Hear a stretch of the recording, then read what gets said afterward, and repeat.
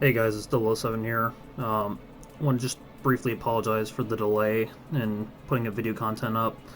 Work schedule was really busy, and getting classes started and getting into the groove was just a big priority for me. So that's why I was unable to put up a video lately. I would like to still thank everyone that's been subscribing while I've been, pretty much out of it. Uh, I've been still discussing with people that have basically come forward and started talking about some of the other stuff in the other videos. I'm always open to discuss stuff with people in the comment sections, and definitely bring forward some answers to some questions. However, today I want to try and be as quick to the point as possible, try and aim for that goal. Today's video being the lightning food chain theory and spreadsheets. I think it's going to be a really good video, and however long it goes, I hope you really enjoy and basically definitely think with it and drive further discussion, and hopefully we get a better intellectual stance on this whole ordeal going forward, because I think there's a lot to be asked and said when it comes to something like this. So without further ado, we'll go forward. A lot of people talk about wanting some gameplay in the background. We'll just do it live, why not? So let's talk quickly about the first part, which is the lightning. Now, the thing about the lightning is it's had a really interesting roller coaster ride going into the game. When the lightning was first introduced into the game, there was a lot of excitement by people to see the aircraft. It was an aircraft that had been pushed for a long time. Definitely had a reputation with it. Historically, it was admired. It was a fundamental image of Britain and its prowess when it came to engineering and aeronautical foresight. And it had some unique attributes to it, obviously being the fact that it's a swept-wing supersonic or Mach 2 capable fighter. Let's not undercut the statistic. It was definitely a very, very impressive aircraft for what it could do. Now, if people remember or have actually seen the video, I might link it in the upper right hand description, or in the corner. I didn't really have much faith in the lightning going into the patch, and a lot of people kind of saw what I saw. Some other people, talked about the fact that they kind of felt that it wouldn't be fair to make the cut of it, going in. And it's true that, you will see the ultimate result when it comes to the results. Predicting is one thing, the results are another in some respects. But largely, I kind of called what was going to happen, and I was glad I made the call on that foresight. The aircraft was going to be going up against better aircraft in many respects. The airframe of the Lightning is very, very weak when it comes to dynamic pressure. Its max Q is very, very poor compared to aircraft like the J-35. As you can see right now, like reduced speed. That's just what I'm talking about when it comes to max Q. The dynamic pressure on this thing is a absolute dog, and it usually gets punished for it pretty often when it comes to high-speed, low-altitude fights. It just really just didn't have what it needed. The weapons were performing poorly. The performances were there for different aspects, but it just couldn't stay in the flow when it came to combat. And to keep it really short, people just kind of dropped this aircraft. I personally just wasn't really interested in it. I wasn't having anything with it. I personally just did not find it a very attractive aircraft to play, considering what else was available at the time. And largely, I kind of just dropped it from the roster. That's the way it usually went, but later on they modified the missiles after the F-104 update. I believe it was after the F-104 update. And there was another thing that came into play, and we'll talk about that here in a second. But with the weapon systems improving with the red tops, this thing just became an absolute reaper. It wanted largely later on.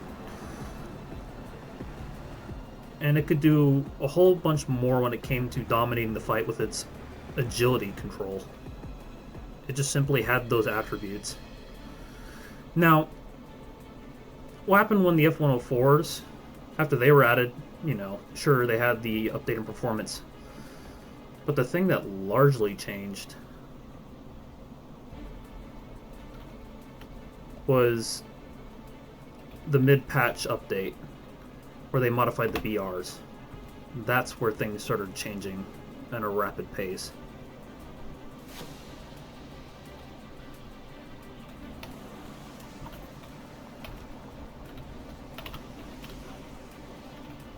Just making sure I'm clear here.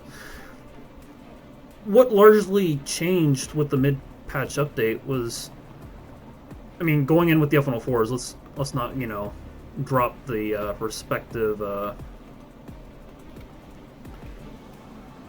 you know, additional occurrences that occurred.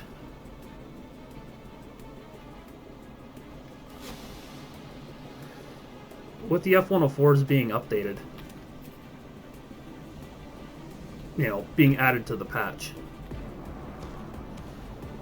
the new system where a field of BRs could be reduced, or not reduced, but, you know, basically cut off, was added for Air Realistic. At least I know in Air Realistic. It could be Air Arcade as well. Don't really know. Can't really say I care, because mostly Air Realistic was the one that was largely affected by the whole ordeal. The idea that you could stop BR cutoff after 9.7, where 9.7 wouldn't face anything above it, was something radical to the game. And we'll go into more discussion with regards to it. There's a lot more of a background to that whole story than people really would like to give credit to. That's a very key thing to discuss. Well, like I said, we'll get into that to part 2. The fact was, this whole BR cutoff thing really changed the way things work. The F-104s largely dominated the 9.7 BR field. F-104As and C largely took the dominance in the field.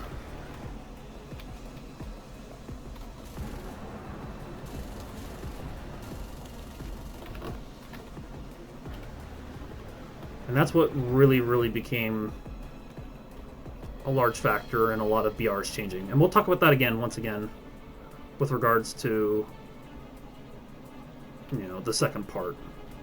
Now we're kicking a little bit of stuff down the curb, but you'll understand here in a second. But after the mid-patch update, where they updated BRs, that's where things got a little hectic. The Lightning was moved from 10.0, so it was above the whole BR fundamental, you know, positioning. That's unfortunate. The whole BR change reduced its position dramatically.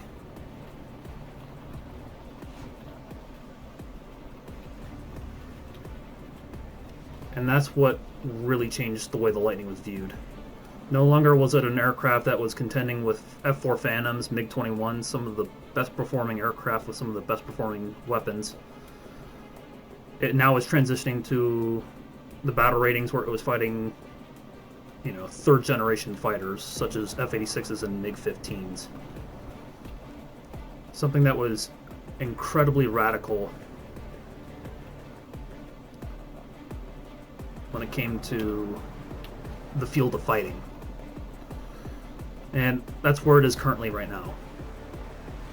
Updated weapons, updated battle rating. This is the new current circumstance of the Lightning.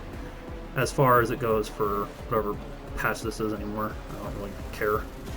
Oh, there we go. GG to him. It really does come down to that, though. That this is the current circumstance.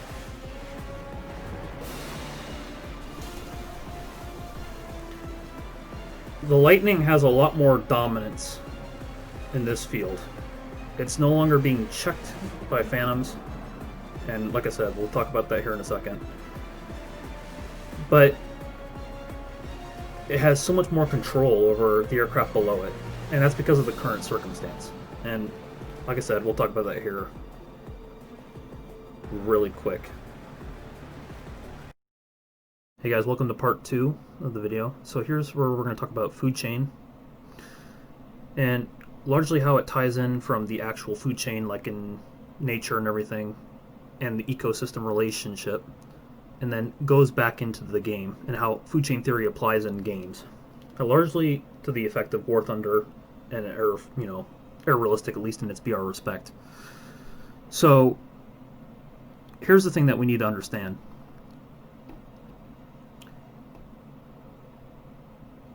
The way a food chain works, and this is for people that obviously have never heard of biology ever in their lives, or how food chain works in ecosystems. Say, for example,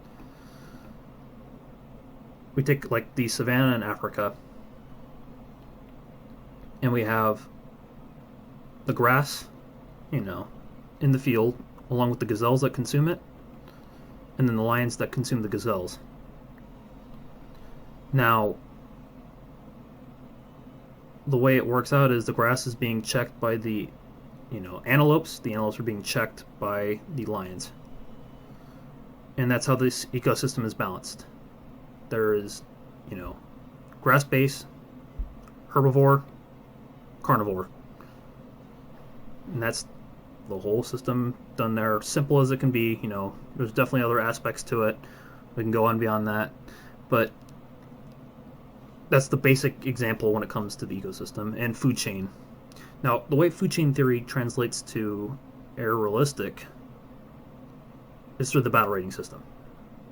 Now, there's even another way you can even map this out, of ground attack aircraft or AI aircraft being consumed by player-based aircraft or fighters. That is another way of looking at it. Now, hopefully we can make this really quick, but very much to the point. This obviously identifies the chart of how basically, and very simple chart once again, of how the food chain would flow based on BR. The Seahawk gets basically outplayed by the Swift gets outplayed by the Lightning, Phantom ends the tree, or the line, because there's nothing above the Phantom. The Phantom will consume as many Lightnings as it encounters. The Lightning will encounter as many Swifts as it encounters. The Seahawk will be encountered as much as the Swift will, say, encounter it. Now, you're not going to want to play a Seahawk if you know you're going to get beat by a Swift. You're not going to play a Swift if you know you're going to get beat by a Lightning. And you're not going to play a Lightning if you're going to get beat by a Phantom. That's usually the way people like it. No one really likes dying to the guy above you. Sure, that rarely happens and all that, but that's largely what it comes to. So, obviously the flow of control with the arrows indicating everything. And this is without the BR separation. There is nothing stopping these aircraft from encountering each other.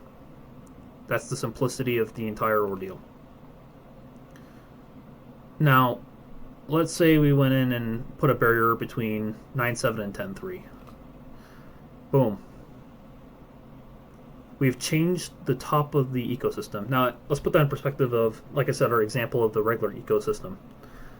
Let's take the lines out of the equation. Now the gazelles are unchecked.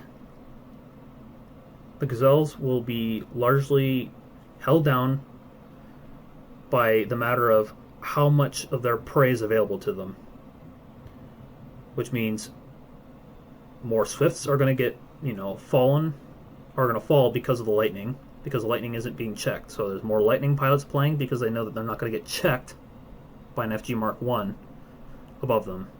There's no Phantom to stop the Lightning. More Lightnings play, they get more Swifts knocked out. Swift pilots don't want to fly the Swift anymore, they want to fly something else. They fly the Seahawk because they know that the Seahawk is going to more readily be able to expect the Swift, the 8.7 pilot, to get checked by the 9.7 pilot. 7.7 all of a sudden becomes a more optimal battle rating, and then we get the process to repeat itself. More 7.7 pilots start playing, they beat the crap out of the 6.7 pilots, the 6.7 pilots don't want to play, then the 5.7 pilots, you see where it's going down the hill.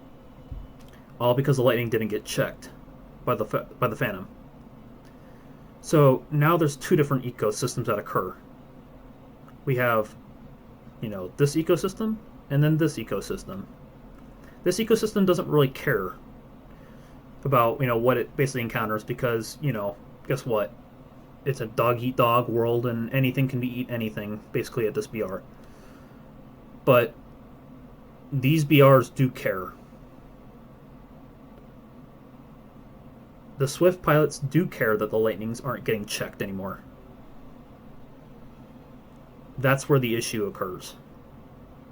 That's why these pilots like these pilots, because they know that these pilots will check these pilots. That's where the order and the balance occurs in the entirety of the food chain. And that's how food chain theory applies in the sense of battle ratings.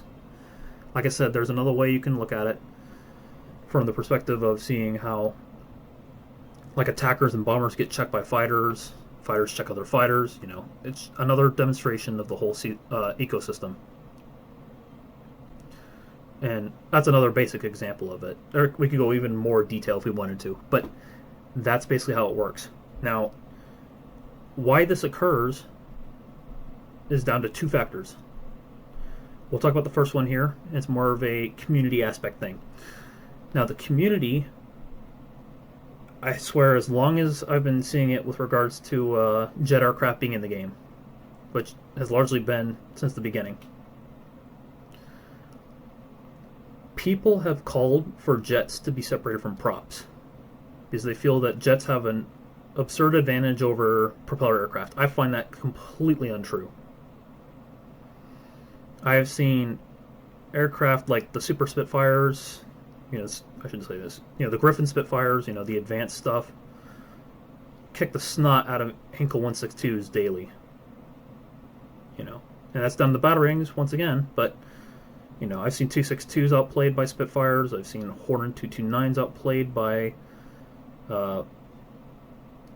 usually Spitfires that I usually see, usually are doing the work. But there are other aircraft that largely can have the capability of, dominating that respective field. F-8Fs have done it. Japanese aircraft. I certainly did it when I first played Japan. It's just the capability of the aircraft is there, and that's a reality that definitely should be said about this. Is these guys can still beat these guys. That's undebated, and that's why the circumstance is usually in favor of the ones above, because that's the more normal circumstance that occurs. The Lightning tends to outperform the Swift. That should be something that is made a note of, and that's the simplicity of the overall thing. Like I said, we're going for the general trend, not the, every single circumstance. Now, I personally think the whole separation of aircraft is ridiculous. And like I said, it's not only props versus jets. People that have said air-to-air missiles versus non-air-to-air missiles. People have said supersonics versus non-supersonics. People have said, lately the newest trend is radar-guided missiles versus non-radar-guided missiles, which, surprisingly, I've said, that's probably the most viable thing that they've come forward with. But I still disagree with it, because I think there are aircraft that don't have radar-guided missiles that are equally as capable as those that do carry the radar-guided missiles. I'd be more happy to take a MiG-21 with R-60s on it and go up against a Phantom that carried, AIM-7 Sparrows. I would take that fight any day, knowing the tactics that can be applied against it to beat it. But once again, those are aspects that the community would drive forward. The idea that, yes, let's separate, based on a general transition. And that's where they think that the game will be better, is by separating stuff, by segregating battle ratings based on the capabilities or the assets available to those aircraft. I personally do not think that will solve the problem. Modifying the ecosystem runs into a whole new trouble. This ecosystem of battle ratings has evolved from the past. There are lessons learned. BRs are set based on the fact that they know that each BR will, affect the one above it and the one below it. And the moment you start putting little dividers in there, you run into trouble. The ecosystem starts crying uncle. It doesn't understand, why it's happening, or, why it had to happen. And it causes trouble elsewhere. And that's the key thing that people need to understand is, just because you do one thing over here does not mean it's not going to affect something over, do one thing here, it's not going to affect something that's over here. That's a reality that people need to understand. The tech trees might be long, but their effects are definitely just as long-reaching. And the second thing that I was mentioning earlier before as being the issue is spreadsheets. The spreadsheets will largely dictate whether or not this stuff occurs. The spreadsheets made the F6 because no one wanted to fly it, because it had a horrible reputation. No one's flying the plane, that means it's a bad plane. Lots of people are flying the Sukhoi 7, that means it's a good thing. Move the Sukhoi 7 up, move the F6 down. Move the F-104 up, move the, that's the stuff that occurs. J-32B up, G91YS up. All those things occur because of this. And the statistics. The reputation is dictating the aircraft's position. The statistics are moving the aircraft, not the capability, not the pilot assessment of the aircraft. This aircraft is being modified based on numbers, not based on what people recognize as being the capability of the aircraft. That's the issue. And that's all I have for part 2. Moving on to part 3, it'll carry on, basically, but the bigger focus being spreadsheets is now one of the key things that really has been defining the way things are going forward, and what the issues are of that, and what solutions can be done. And that's what part 3 will talk about. So yeah, that's basically what food chain theory is. So part 3, let's talk about the spreadsheets. So going forward with the spreadsheets, the reason why they're important in the whole circumstance, as was described in the food chain, is they're being led to be the most dominant factor in decision making when it comes to putting aircraft where their BRs are respectively set. And the other thing is how they really are, let's say in experimentation, how typically you want to change one variable. So you have independent variables and dependent variables. There is variables that you want to change in order to identify the circumstances in the experiment. You want to confirm the variations that occur and how they basically, produce effect and change the results. That's how experimentation usually works. Now, we can talk about that whole thing, hypothesis and everything like that. But the problem is, from what we've observed, at least in my, position, Gaijin doesn't really look at those statistics. Or they don't entertain those questions, at least. That is the issue that I've been seeing. The idea that spreadsheets will give better assessments, in their opinion, than actual players or people in the community. There are people in this community that have put more hours into this game playing it. Obviously, they haven't been the ones designing it, but they have a valued asset and opinion when it comes to providing responses and making assessments as the game progresses. We look at game, design for ground forces, for air forces, for naval forces. The player base understands the issues because they're the ones that regularly encounter it. The developers get their conclusions from what the game feeds them. This plane was flown X amount of times for X amount of kills, for X amount of deaths. That's the chart that they're looking for. And they're concluding the popularity of an aircraft by how it's flown, the capability of an aircraft, not just based on its popularity, but purely on how it's flown. They're assuming aircraft that have high amounts of deaths, doesn't matter if it's per player or in individual cases, make the aircraft more susceptible to needing to go lower in BR. That brings a whole nother prospect of flyability, not just the sense of its, position. And then the kills, that drive another statistic. There are planes that you can run up the kill counts on ridiculous amounts. And then you can also have individuals that don't score any kills in them at all. Those are the kinds of things that have been affecting this. The Lightning is largely one of those aircraft. I've had games in the Lightning where I've scored 5 to 6 kills. Bam. That's a massive pop-up, if it was a continual circumstance. It's an outlier, compared to a lot of people I've seen fly the Lightning. Most people I see that get the Lightning and all that, they might get lucky if they get a kill or even 0 kills. I've seen plenty of Lightnings that haven't scored a single kill over and over again at, the battle rating. And you have to think about it. Those people are manipulating the statistics. They're making the Lightning look worse than what it is.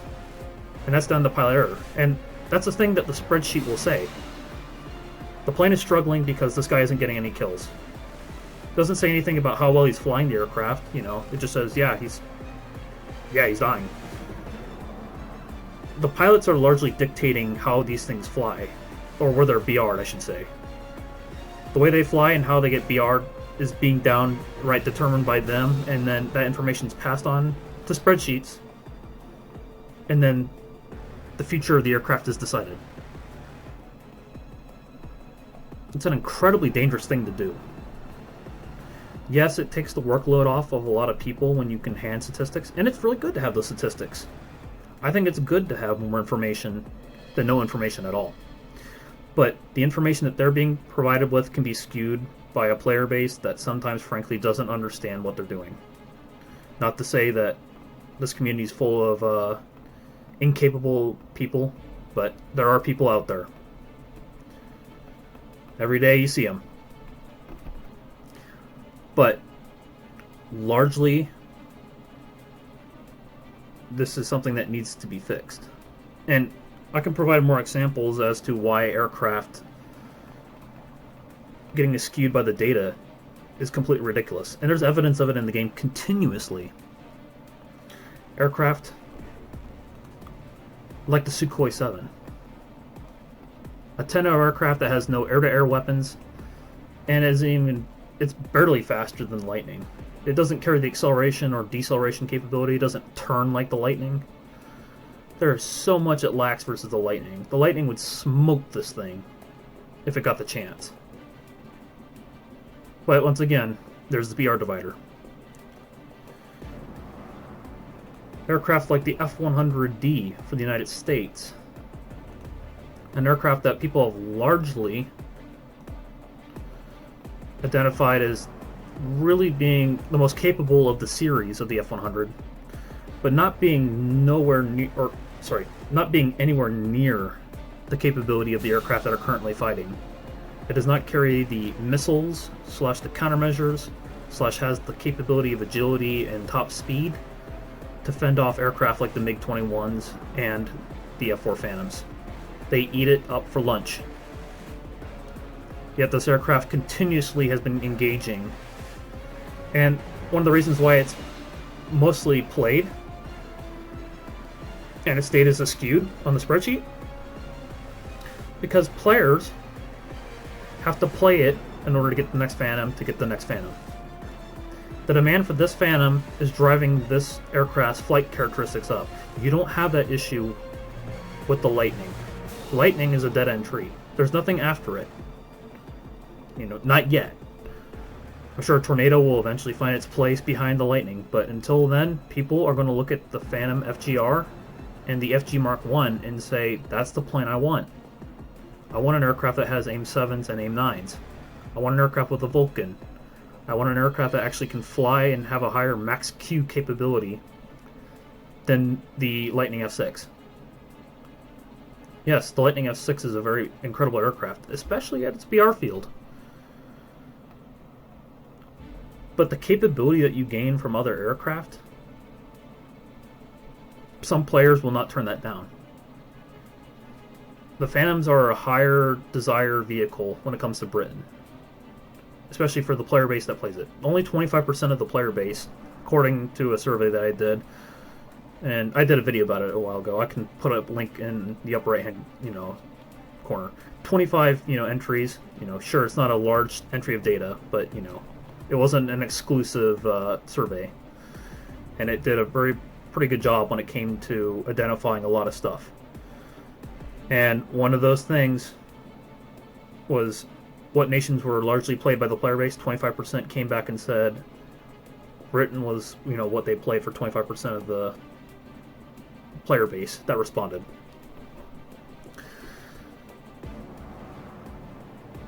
It is incredibly important to understand that.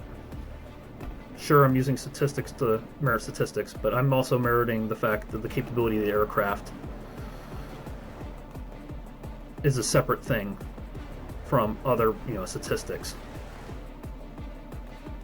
Another aircraft that would definitely be one that's usually caught in the jumble, you could argue the F-104A.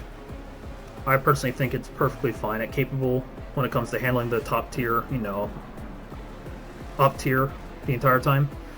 But the aircraft largely, that's more of the concern, is the Q5. The Q5, I could not think of a worse aircraft than the Q5 that is struggling right now with the circumstance of being caught in the top tier pocket. This aircraft has no radar, it has no missiles, it has no top speed, and its turn rate is frankly appalling, especially considering what it's going up against in the higher tier aircraft. This thing will get smoked. That's a similar story I could even say for the Jaguars. I personally don't even think the Jaguars merit the disadvantage that they are being given by being put in the pocket that they are. I don't think the British GR1 Jaguar, yes, the missiles on it are frankly fine. I think the French, the Magics are incredible for the Jaguar. But once again, it's a vehicle that, yes, albeit it does have an RWR, and that's another thing the Q5 didn't have, is an RWR. That's a huge deal, especially at top tier, when you're going up against radar-guided missiles. Yeah, you fly it low, but that's a tremendous disadvantage you put the aircraft through. An RWR, and there were other iterations of the Q5 that had RWRs. The fact that they said Q5 early was insulting. There are like a dozen variations of the Q5. And to have that one be in the game with the current circumstance of radar-guided missiles is just insulting. But going forward, once again, Jaguars, I think they're fine at 10-0. But once again, that pocket, prevention of, what it can, access below it really hurts. Yes, they're, more optimized for ground attack. That's another thing for the Q5. I recognize that. Ground attackers, and the Sukhoi 7, all ground attackers. But still, the environment that they have is very, very negligible. The fact that they don't have access to key weapons like bombs, right off the bat, means that they have to fight for their food and the weapons that they're provided. I mean, the Q5, really? It doesn't fire the same MiG-21 23s that you're thinking about. It fires the MiG-15 23s. Those 23s that go dut, not brrr, How do you expect people to ground attack with that? They gotta go around hunting AAA guns. You end up just playing it like a fighter and hoping that you can catch someone unaware. Yeah, it's exciting gameplay, but that is not sustainable gameplay. And that's largely what's been going on here with these ground attackers. They basically created a food chain inside the food chain of the top pocket. Except everyone's fighting everyone, and the fighters will largely attack and dominate anything that tries to ground attack, or, contend with it in air-to-air engagements. It's very, very easy for these aircraft to get swatted. Some people even said the J-32B and the G-91YS. J-32B, I think, is frankly a turkey at top tier. I don't even know how they approved that whole move. 9.7 I could have understood. It's an aircraft slower than the Lightning. It has missiles less capable than the Lightning. Sure, it has more of them. But it can't turn as well. It can't accelerate as well. It just... I don't know what to say. Sure, it has a better radar than the Lightning. I'll give it that. But the Lightning's radar was garbage to begin with. G91YS, I can see going to 10.0. It's an aircraft that's capable of it, but once again, it's the underhand tactic stuff. 2 AIM-9B Sidewinders at top tier, it's kind of a joke. It has the agility to largely outplay any aircraft. It'll, maintain energy a lot better than the MiG-21s when it comes to at least slow-speed dogfighting. Rolling Scissors, I've seen it outplay a lot of MiG-21s. I'd be personally fine flying it at top tier. But once again, this is the aspect of stuff that's coming forward.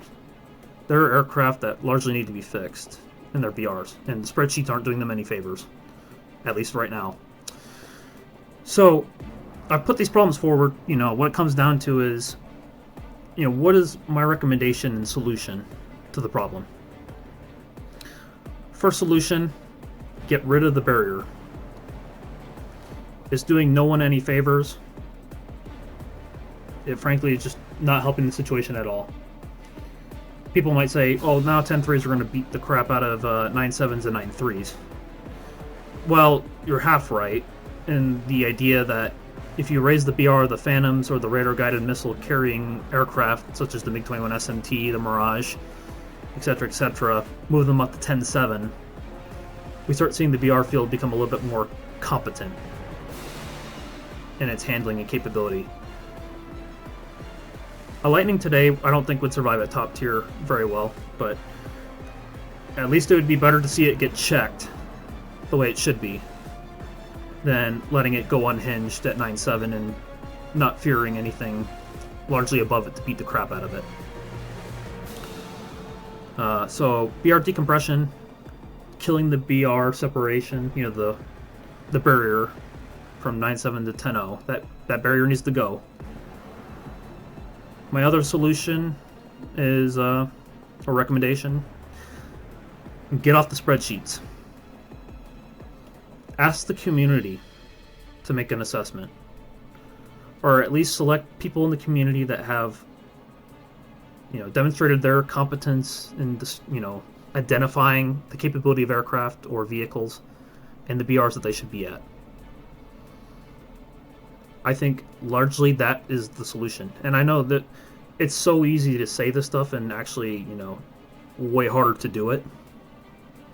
But I'd really like to entertain that whole premise that let the community figure out where the BR needs to be. Let the people with the hours, the experience, the performance, let them decide where the stuff needs to go.